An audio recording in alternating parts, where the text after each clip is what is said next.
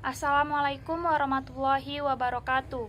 Yang saya hormati Ibu Erda Muhartati, SSI MSI, selaku dosen pengampu, dan teman-teman yang saya banggakan.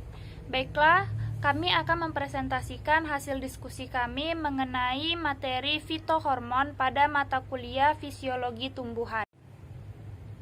Baiklah, sebelum kita masuk ke pembahasan, kami akan memperkenalkan terlebih dahulu anggota kelompok kami.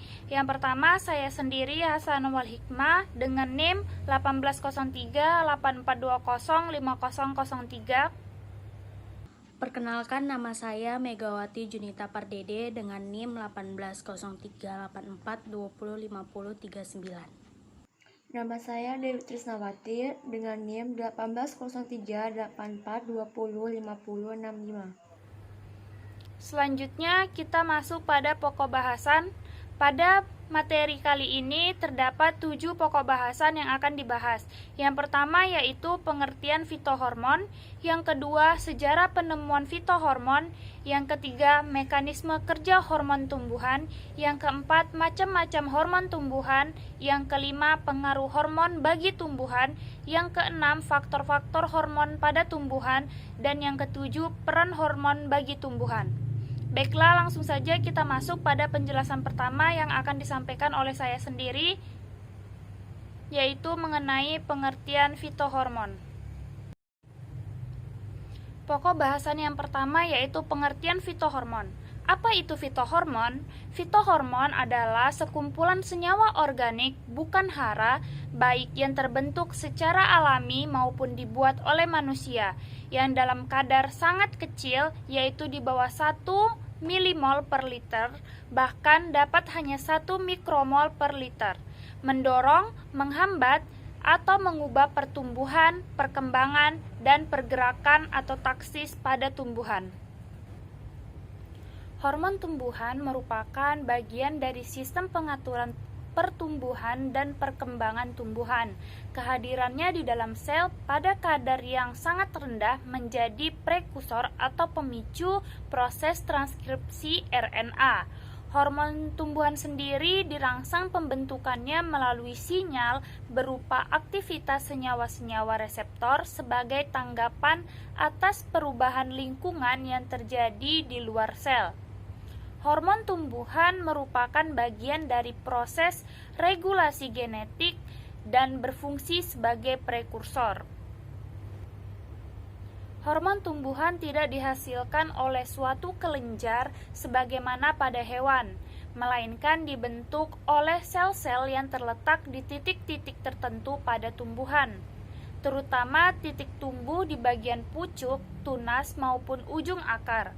Selanjutnya, hormon akan bekerja pada jaringan di sekitarnya atau lebih umum ditranslokasi ke bagian tumbuhan yang lain untuk aktif bekerja di sana.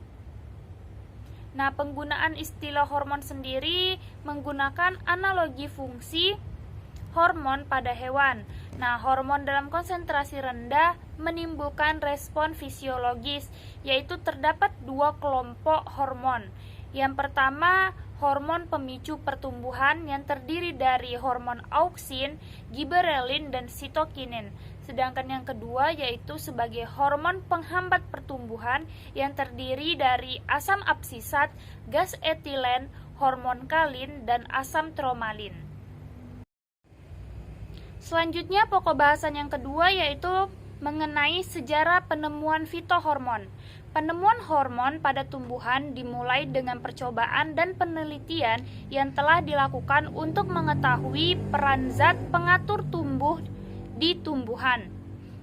Terdapat beberapa tokoh yang melakukan penemuan atau penelitian fitohormon. Yang pertama yaitu ada Charles Darwin. Charles Darwin melakukan percobaan dengan rumput kanari atau Phalaris canariensis. Kemudian yang kedua ada Boysen Jameson pada tahun 1913 yang melakukan penelitian dengan Coleoptile avena atau kecambah dari biji rumput-rumputan. Dan yang ketiga yaitu ada seorang peneliti bernama Paul pada tahun 1919 yang menguatkan pendapat dengan menyatakan bahwa ujung batang adalah merupakan pusat dari pertumbuhan. Pokok bahasan yang ketiga yaitu mengenai mekanisme kerja hormon tumbuhan. Terdapat beberapa hormon pada tumbuhan. Yang pertama ada giberelin. Mekanisme kerja hormon pada giberelin yaitu terdapat di semua bagian tumbuhan. Peranannya adalah memperbesar tanaman atau buah. Kemudian hormon yang kedua yaitu ada auksin. Auksin bekerja pada saat tidak ada cahaya. Jika ada cahaya, aktivitasnya akan terhambat. Hormon auksin merangsang dominansi apikal sehingga pertumbuhan kuncup apikal cepat sedangkan kuncup lateral tidak cepat.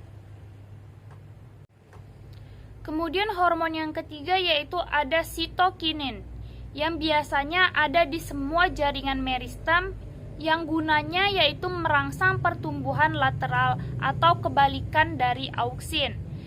Yang keempat ada hormon etilen. Hormon etilen mekanisme kerjanya yaitu dihasilkan di ruas-ruas batang, buah yang matang, dan jaringan yang menua yang perannya mempercepat pematangan buah. Baiklah, saya akan menjelaskan mengenai macam-macam hormon pada tumbuhan. Yang pertama, hormon auksin. Hormon ini memiliki peran bagi tumbuhan untuk meningkatkan laju pemanjangan sel pada pertumbuhan dan pengatur fisiologi yang dapat digunakan untuk memacu pembentukan buah tanpa penyerbukan atau disebut dengan partenokarpi. Lalu yang kedua ada giberelin. Hormon giberelin ini memiliki peran bagi tumbuhan untuk memacu pertumbuhan buah tanpa biji, menyebabkan tanaman mengalami pertumbuhan raksasa, menyebabkan tanaman berbunga sebelum waktunya atau tidak ada musimnya, lalu memacu pembentukan kambium pada tanaman dikotil dan mematahkan dormansi buah dan biji.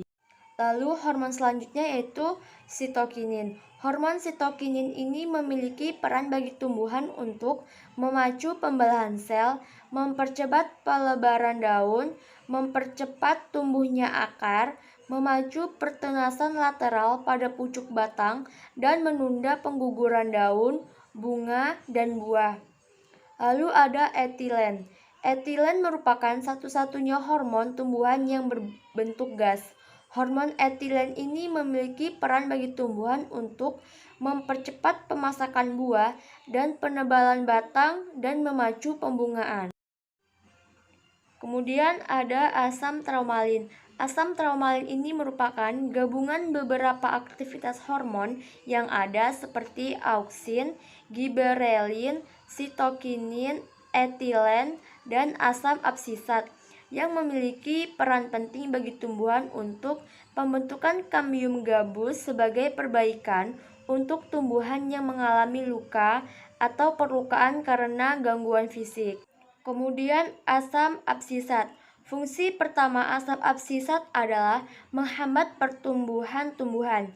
Asam absisat dapat ditemukan pada daun, batang, akar, buah, dan biji.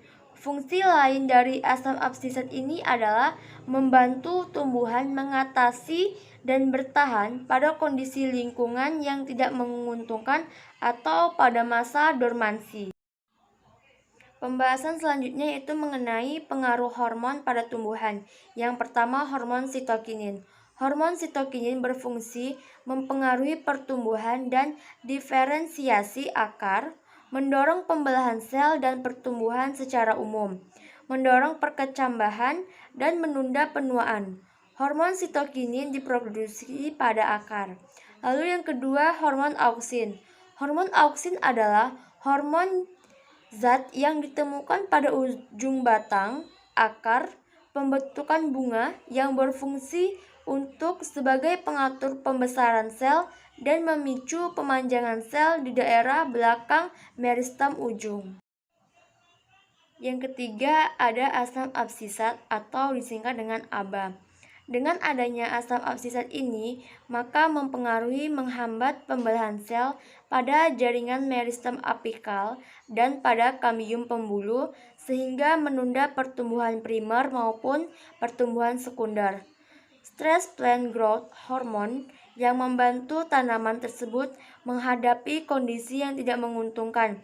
Misalnya, pada saat tumbuhan mengalami dehidrasi, aba atau sering disebut dengan asam absisat ini diakumulasikan di daun dan menyebabkan stomata menjadi menutup. Lalu yang selanjutnya itu materi mengenai faktor-faktor hormon pada tumbuhan. Ada 2 faktor yang mempengaruhi hormon pada tumbuhan.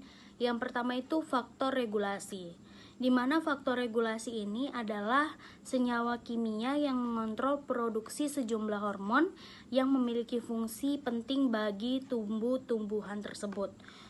Yang kedua ada faktor hormon juga, itu adalah hormon antagonistik, di mana faktor hormon antagonistik ini merupakan hormon yang menyebabkan efek yang berlawanan dari hormon-hormon yang udah dijelaskan tadi, yaitu contohnya glukagon dan insulin. Selanjutnya itu ada peranan fitohormon dalam kehidupan tumbuhan. Ternyata hormon-hormon yang sudah dijelaskan sebelumnya itu memiliki peran penting dalam kehidupan tumbuhan. Apa saja sih peran penting fitohormon atau hormon-hormon tersebut dalam kehidupan tumbuhan? Yang pertama itu ada untuk mengatur pertumbuhan tumbuhan atau grow regulator. Kemampuan dalam mensintesis hormon auksin, giberelin berupa gas, dan sitokinin meningkat pada tanaman yang ketika berasosiasi dengan PGPR, membangun simbiosis dengan mikrorizofir, atau ketika mendapat serangan patogen akar. Di sini dia bisa mengatur pertumbuhan tumbuhan, memanjangkan akar, batang, menumbuhkan pertumbuhan daun, buah, bunga, dan lain-lain. Lalu peranan yang kedua untuk membantu bertahan pada kondisi kekeringan. Kita harus mengakui bahwa terkadang ada kondisi kekeringan yang terjadi di muka bumi, yang efeknya itu bakalan ke tumbuhan juga. Jadi pengetahuan akan peranan fitohormon dalam mengatur tanaman bertahan dalam kondisi ekstrim kering merupakan hal yang penting untuk melakukan adaptasi dan mitigasi terhadap perubahan iklim yang terjadi. Jadi tugas hormon inilah yang mengatur agar tumbuhan tersebut bisa mengatasi masalah kekeringan yang terjadi dengan senyawa yang penting dalam hormon asam absisat. Peranan yang ketiga itu adalah untuk membantu tanaman bertahan pada tanah terkontaminasi logam berat. Apa sih peranannya? Yang pertama, untuk meningkatkan biomas melalui penyediaan unsur-unsur hara esensial, sehingga ukuran tanaman tersebut semakin sedemikian besar sehingga menjadi tidak terpengaruh oleh konsentrasi polutan di daerah tanah sekitarnya.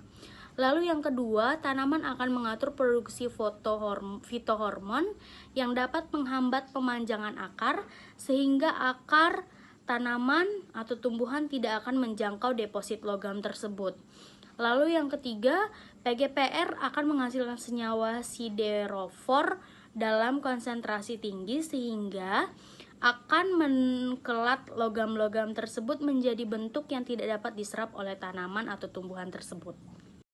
Lalu ada peranan keempat, fitohormon pada tumbuhan. Bagi tumbuhan yang keempat adalah untuk membantu tanaman bertahan pada kondisi cekaman kadar garam tinggi, di mana ABA atau asam absisat itu berperan meningkatkan potensial air pada xilem sehingga tanaman akan menyerap lebih banyak air ketika kadar garamnya meningkat. Lalu yang kedua itu sitokinin dapat meningkatkan resistensi tanaman terhadap cekaman kadar garam dan suhu yang tinggi.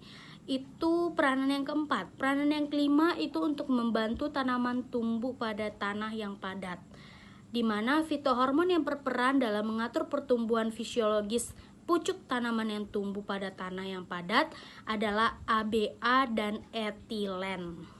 Sekian materi yang dapat saya sampaikan. Mohon maaf atas kesalahan dan terima kasih. Sekian presentasi yang dapat kami sampaikan, semoga bermanfaat untuk kita semua. Apabila ada kesalahan kata, kami mohon maaf. Saya akhiri, wabillahi taufiq wal hidayah. Wassalamualaikum warahmatullahi wabarakatuh.